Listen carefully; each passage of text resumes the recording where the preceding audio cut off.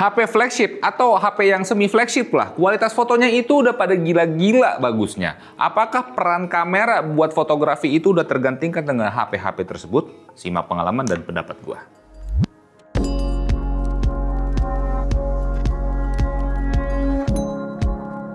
Selamat datang di channel ST Medida dengan gua Ska Vito, dan kali ini gua pengen sharing pengalaman gua ketika nyobain foto-foto pakai handphone flagship atau yang semi flagship. Yang ini gua nggak tahu hitungannya gimana, tapi ya gua pengen kasih gambaran ke kalian kira-kira udah seenak apa sih foto pakai HP-HP ini. Karena gua tuh awalnya juga penasaran apa sih kira-kira yang bikin orang itu bilang kalau kamera buat foto itu udah tergantikan sama HP. Gua tuh awalnya skeptis banget karena di saat itu gua tuh mikir gak mungkin lah kualitas HP itu gantiin sebuah kamera buat fotonya gitu ya. Karena yang gue tahu kamera yang bagus buat fotonya itu cuma buat si iPhone doang. Don't judge me karena gue kudet sama per handphone-handphonean. Tapi ya buat iPhone pun di 15 Pro yang gue pegang ini bagusnya buat foto itu ya sekedar bagus tok aja gitu, sekedar kualitas HP aja. Dan ya udah sebenarnya, be aja. Sampai akhirnya gue dijejelin sama nyanteh buat nyobain HP-HP Android yang udah flagship hitungannya, atau yang ini si 15T, gue nggak tahu semi flagship apa enggak, yang udah co-engineering dengan brand lensa kamera dan harganya itu bisa jauh lebih murah dari iPhone yang sekarang-sekarang. Dan itu hasil fotonya jauh lebih gokil bagus dibandingin orang-orang stupid yang bilang, ih kamera iPhone itu fotonya paling top tier.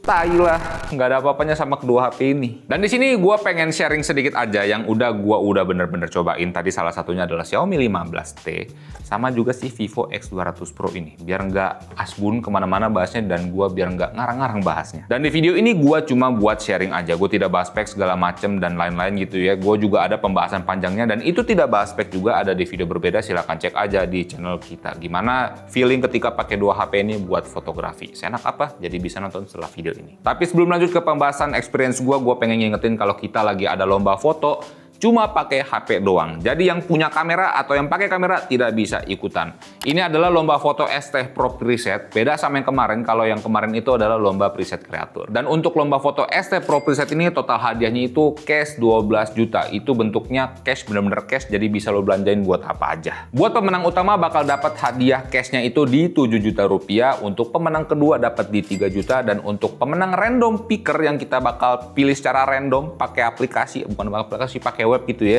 itu di 2 juta rupiah. Untuk tema lombanya adalah pahlawan. Genre foto yang mau kalian ambil bebas, yang penting sesuaiin aja sama temanya, pahlawan, buat memperingati Hari Pahlawan. Dan tadi ingat, jepretnya ini cuma boleh pakai HP doang, kamera atau yang lainnya itu tidak boleh. Nah, foto yang kalian input itu harus foto yang kalian ambil selama periode lomba ini berjalan. Yang dimana lombanya ini udah berjalan dari tanggal 8 Oktober kemarin sampai nanti ke tanggal 4 November. Dan untuk terakhir submit fotonya itu bisa sampai di 5 November. Buat pengumumannya kita bakal umumin di tanggal 10 November 2025. Buat ikutannya kalian bisa beli aja ST Pro Preset kita di stdigital.id dan bisa pakai kode voucher ini biar dapat diskon tambahan. Ketentuan lombanya juga ada di sana. Oke, kita kembali ke topiknya. Biar di sini gua kasih gambaran ke kalian seenak apa foto-foto gitu ya ketika menggunakan HP flagship Android atau yang ini 15T, gue nggak tahu hitungannya mid-range apa flagship. Jadinya gue bilang aja ini semi flagship. Pertama kita start dari yang flagship dulu, si Vivo X200 Pro ini. Yang dimana di Vivo X200 Pro ini udah dibekali dengan lensa yang co-engineering dengan Zeiss. Terus dia juga punya lensa telefoto, udah pakai periskop juga di 200 megapiksel.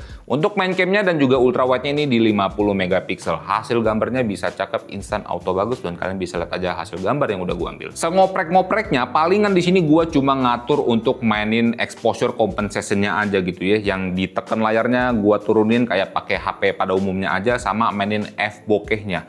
Itu gampang banget beneran, dan juga intuitif gitu ya, lo ngaktifinnya juga tinggal geser-geser doang buat mainin bokehnya dan tidak seruat kayak lo pakai kamera. Tapi jujur aja gue nggak tahu kalau di Vivo X200 Pro ini sistemnya itu gimana sih buat nyiptain bokehnya, apakah dia optical ataukah dia pakai AI. Tapi kalau dari feeling gue ya, feeling aja nih, feeling dia sih kayaknya pakai AI. Tapi kalau misalnya kalian tahu, boleh tolong bantuin gue juga komentar di bawah, koreksi gue kalau gue salah gitu ya. Karena gue tidak catch up dengan teknologi yang ada di HP. gue cuma suka kameranya aja. Nah, untuk efek bokeh yang bisa kalian atur di Vivo X200 Pro ini itu terbesarnya di 0,95 kali kalau tidak salah. Gue nggak bisa ngecek karena HP-nya mati, dan yang paling kecil itu di f16. Correct me if I'm wrong. Dan di sini dari yang udah gue rasain, kenapa gue bilang si Vivo X200 Pro ini untuk menciptakan bokehnya itu dia pakai AI. Karena ketika kalian atur bokehnya itu terlalu besar, di beberapa kondisi ketika kalian ambil foto itu dari subjek yang kalian ambil jadinya nggak natural separasinya. Ibaratnya kalau misalnya kalau kalian pakai Photoshop, kalau kalian seleksi atau kalian masking subjeknya itu, pinggirannya jadinya nggak rapih, berantakan. Dan ini biasanya paling kelihatan kalau di posisinya itu ada di rambut. Makanya kalau gua pakai Vivo X200 Pro ini, kalau gua pengen menciptakan bokeh atau depth yang shallow gitu ya, dan juga begitu sama kayak di 15T yang nanti bakal gua bahas, itu gua nggak pakai f yang terlalu besar.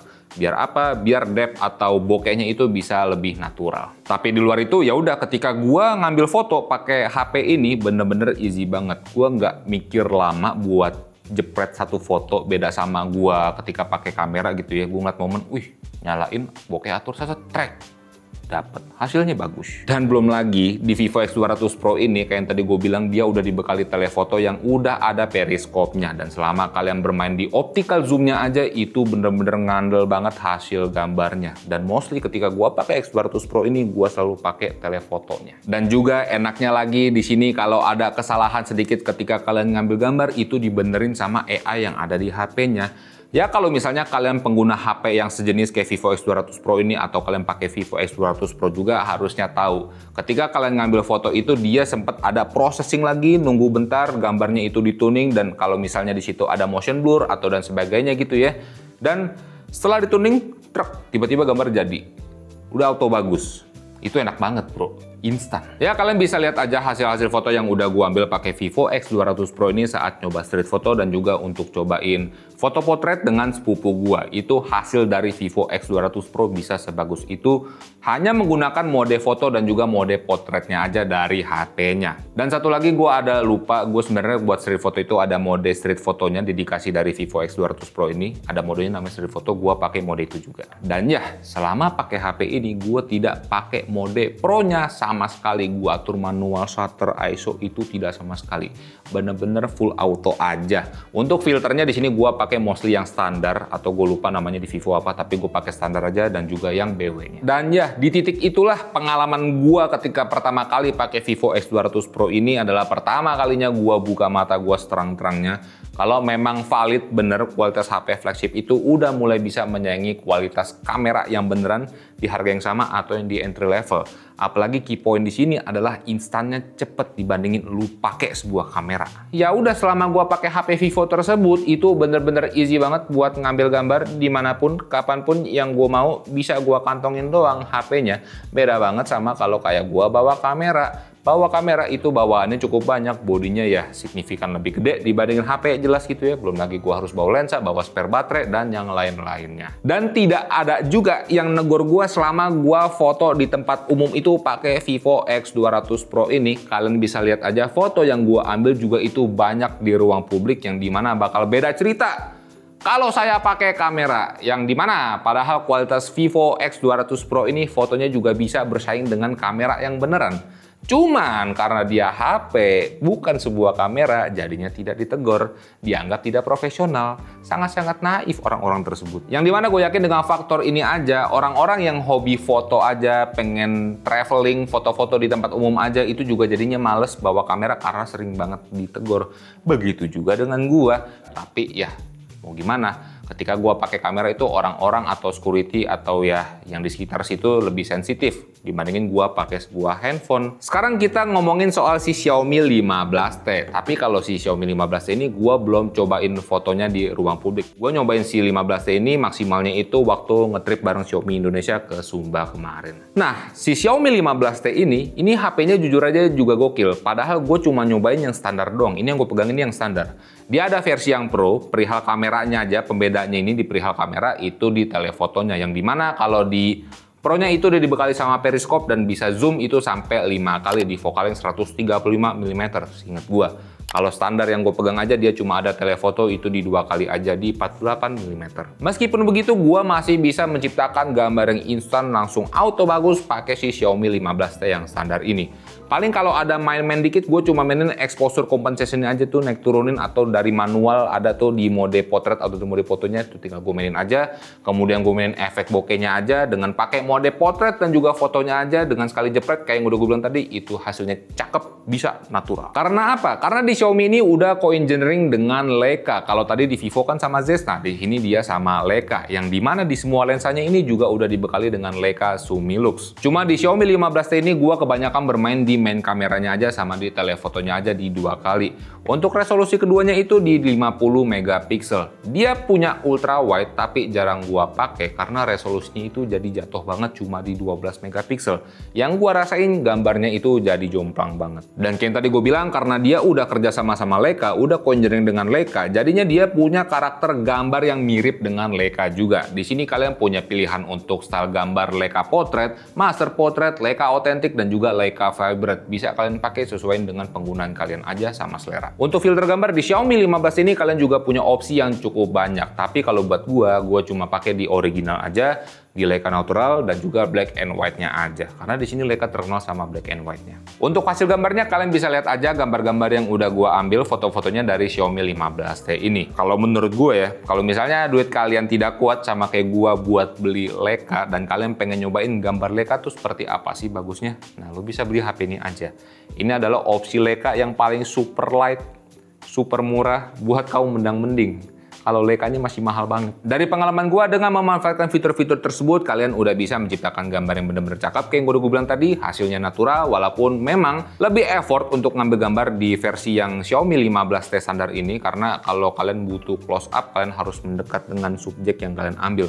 Karena di Xiaomi 15 ini kalian hanya bermain di 2 kali doang. Kalau mau lebih enak, beli yang versi Pro-nya. Tapi baik lagi kalau kita mengingat topiknya dibandingin sama si kamera gitu ya, pakai Xiaomi 15T ini kalau kalian mau hasil gambarnya instan langsung jadi natural gitu ya, itu lebih easy dibandingin gua pakai kamera.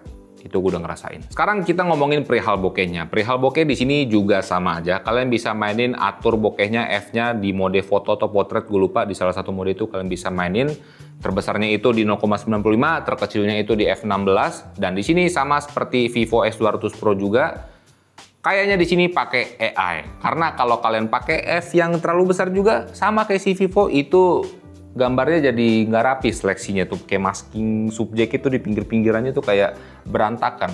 Ya tergantung sih kalian fotonya kayak gimana, suitable apa enggak. Kalau suitable sebenarnya bisa rapi-rapi aja bokehnya, tapi kalau nggak suitable ya tadi jadinya kayak berantakan gitu. Karena di Xiaomi ini gua nyobainnya masih anget-anget, jadi gua masih inget dan gue bisa yakin dia tuh untuk bokehnya pakai AI. Karena apa?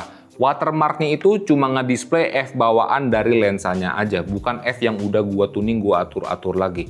Yang padahal tadi gue masih inget banget buat menciptakan gambar yang gue ambil itu kayaknya gue nggak pakai F sekian deh. Agak gue tutup lagi F-nya atau agak gue buka lagi, tapi di situ ketulisnya tuh di F1.9 karena gue pakai main cam-nya. Terus sama juga kayak di Vivo, dengan AI ini yang ada di Xiaomi 15T ini, kalau kalian ada error ngambil gambar, dia ada processing lagi sebentar dan gambar kalian tiba-tiba itu udah ke-fix dengan proper. Hasil foto contohnya juga ada banyak banget yang udah gue ambil, udah gue foto-foto. Contohnya aja, kayak orang lagi naik kuda, itu kan kudanya lari cepet dan nggak bisa gua kontrol. Gua pakai settingan auto aja, gua tidak tahu segitiga exposure yang gua pakai itu berapa. Gua cuma mainin exposure compensation aja. Tapi hasilnya di sini mostly proper dan bisa mini motion blur, dan kalaupun ada yang nggak kepake biasanya gara-gara si komposisi aja. Tapi baik lagi, selama gua pakai foto kuda tersebut, gua tidak mainin shutternya sama sekali, itu gua full auto aja, gua cuma mainin exposure compensation aja pakai mode foto dan juga mode portraitnya. Hasilnya kayak gitu. Terus satu hal lagi yang gue cobain dari Xiaomi 15T ini adalah untuk ngedit fotonya lewat native dari HP-nya langsung. Itu so far bener-bener proper pengalamannya dan gue baru ngerasain ngedit pakai bawaan HP, aplikasinya gitu ya, editingnya itu proper itu di Xiaomi 15T ini. Buat atur kontras, ketajaman, mainin warna sedikit-sedikit itu cukup leluasa. Meskipun tetap kalau gua compare sama Adobe Lightroom, itu jauh enakan Adobe Lightroom. Tapi di sini kalau kalian butuh instan cepet, nggak butuh proses segala macam, apalagi kalian tidak punya Lightroom gitu ya, pakai aplikasi bawaannya juga udah proper. Ya intinya ketika gua pakai dua HP ini, Vivo X200 Pro dan Xiaomi 15T ini, gua bisa lebih feel free, lebih leluasa buat menciptakan gambar bagus yang instan ya, dibandingin gua pakai sebuah kamera. Ketika gua pakai kamera, gua harus tahu gua harus pakai shutter berapa. Kalau misalnya gua pakai shutter segini, ISO-nya berapa ya gua naikin ya biar nggak noise ya, atau F-nya berapa ya biar subjek antara orang dan kudanya itu masih bisa tetap fokus. Jadinya itu butuh belajar lagi. Terus ketika kalian pakai kamera, ini hal enak dan gak enaknya, yang dimana kalian bisa gonta-ganti lensa. Tapi gak enaknya adalah kalian harus beli lagi lensanya gitu kan.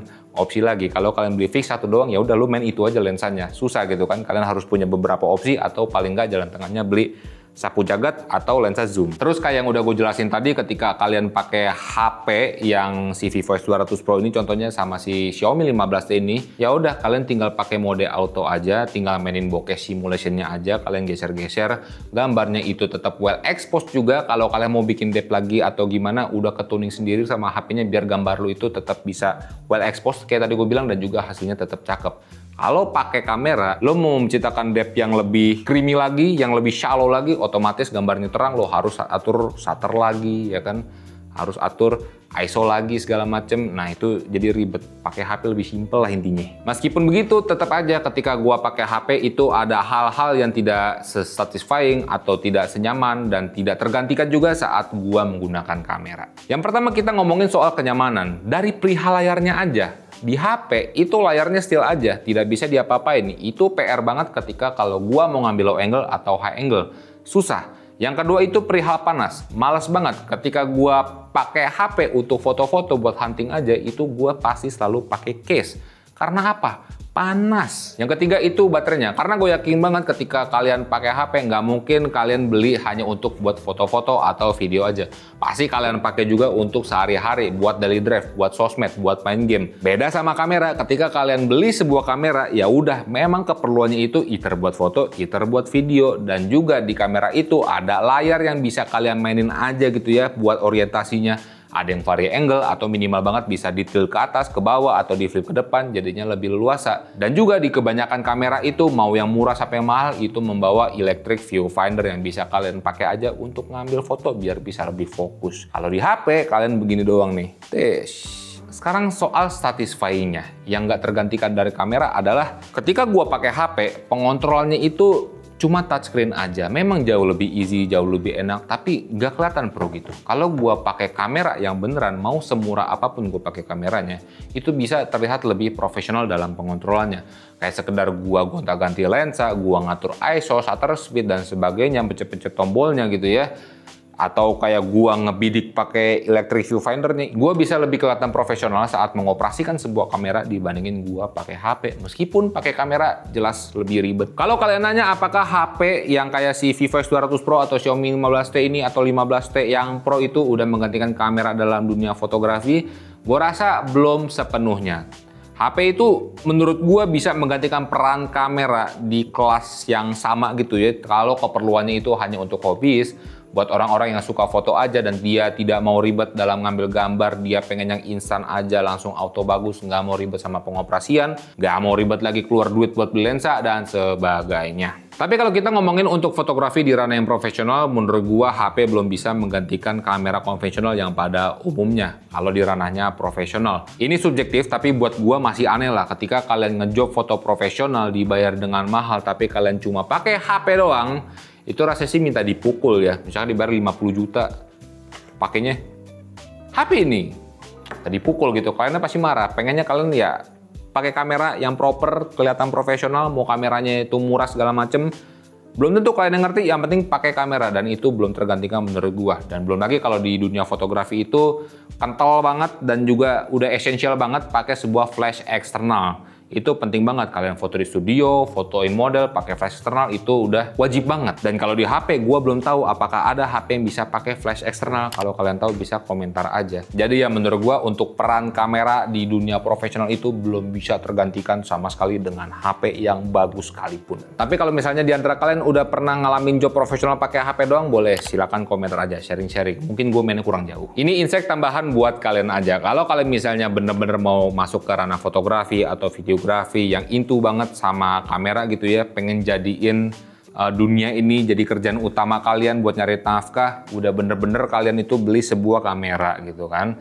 Jangan beli HP, meskipun hasil HP-nya itu bisa ngasih gambar bagus kayak HP juga, itu jangan. Udah bener kalian belinya kamera. Gue yakin banget saat proses kalian belajar, kalian bakal ngerasain yang gue rasain juga. Ketika kalian ngambil gambar bagus pakai kamera itu rasanya beda banget ketika gue pakai HP. Kalau gue compare gitu ya, pakai kamera itu gue bisa lebih bangga, lebih senang ke diri gue sendiri karena gue bisa ngatur settingan sedemikian rupa, bisa menciptakan hasil gambar sebagus itu yang udah gue ambil. Tapi ketika gue pakai HP, mau sebagus apapun HP-nya, gue tuh lebih kayak gini loh. Kayak, wah anjir, HP ini bisa kayak gini, hasilnya sekarang bisa kayak kamera ini ya ternyata ya. Bukan ke guanya gitu ya. Gue lebih impress ke HP-nya bukan ke guanya, karena gue merasa gue low effort dalam ngambil gambarnya. Kesimpulannya, apakah kamera itu tergantikan perihal fotonya dibandingkan dengan si kamera-kamera zaman sekarang yang hasil fotonya udah bagus? Nah, kalau dari pendapat gue, mungkin buat hobiis yang casual use aja perlahan iya. Kamera itu mulai pelan-pelan tergantikan sama HP-HP kayak gini. Tapi kalau buat profesional atau buat kalian yang bener-bener pengen belajar, mau ngejalanin prosesnya buat ngambil foto yang bagus, peran kamera di fotografi itu tidak tergantikan sama sekali meskipun HP-nya bagus, sebagus-bagusnya kayak apapun juga. Dan ya, semoga videonya bermanfaat dan terima kasih udah mau nonton sampai habis. Semangat buat kalian yang lagi belajar foto-foto baik pakai HP ataupun pakai kamera, itu sama-sama perjuangan menurut gua. Tapi gue lebih respect yang pakai kamera karena itu prosesnya panjang banget, gue yakin. Itu aja, gua Ska, itu Wowo, dan jangan lupa buat berkarya.